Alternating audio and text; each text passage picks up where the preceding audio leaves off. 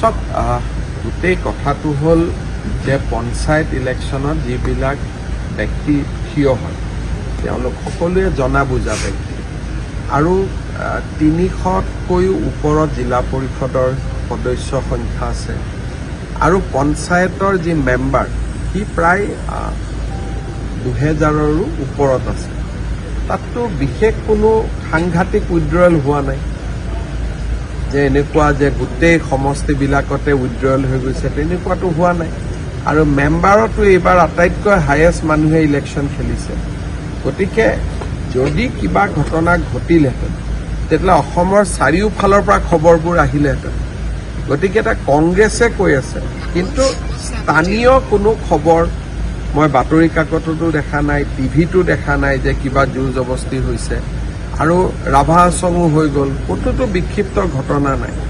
গতিকে তেওঁলোকে যদি কিবা ক'ব পাৰে, তেওঁলোকে কৈছে যে অমুক জেগাত অমুক হৈছে, ইমান অসমত 22,000 গাঁও আছে, তাৰ ভিতৰত তেওঁলোকৰ উদাহৰণ দিয়ে এটা নহ'লে দুটা। গতিকে যেতিয়া 22,000 গাঁৱত ইলেকশ্যন হ'ব, ক'ৰবাত নহয় ক'ৰবাত এটা দুটা খুটি নাটি থাকিব।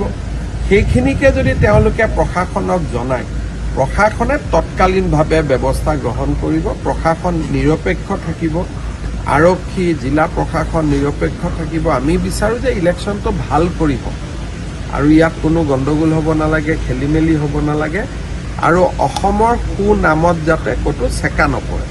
সেইকাৰণে কংগ্ৰেছে সদায় চেষ্টা কৰে অসমক বদনাম কৰাৰ কাৰণে।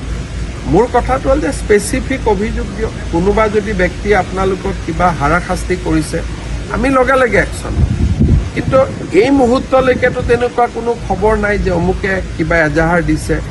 প্ৰদ্যুৎ বৰদলৈ আৰু ভূপেন বৰাই DGPক কৈছে, কিন্তু কেণ্ডিডেট কোনেওতো ক'তো এজাহাৰ দিয়া নাই। যদি কিবা এজাহাৰ দিয়ে আমি তৎকালীন ব্যৱস্থা হাতত ল'ম। হাৰা জিকাৰ ৰিজাল্টটো আপোনালোকে জানেই যে কি হ'ব কি নহ'ব।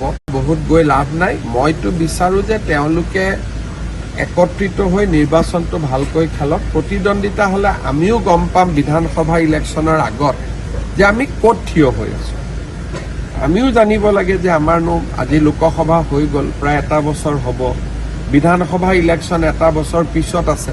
গতিকে বিজেপিয়ে বিচাৰে যে পঞ্চায়ত ইলেকশ্যনটো এনেকৈ হওক যাতে আমিও মানুহৰ মনৰ এটা কিনো চিন্তাধাৰা তাক আমি বুজি পাওঁ আৰু আমি তেনেকৈ আগবাঢ়ি গৈছোঁ। আৰু এটা কথা, বিহুৰ দিনাই আমাৰ ইয়াৰ যিটো অপজিশ্যন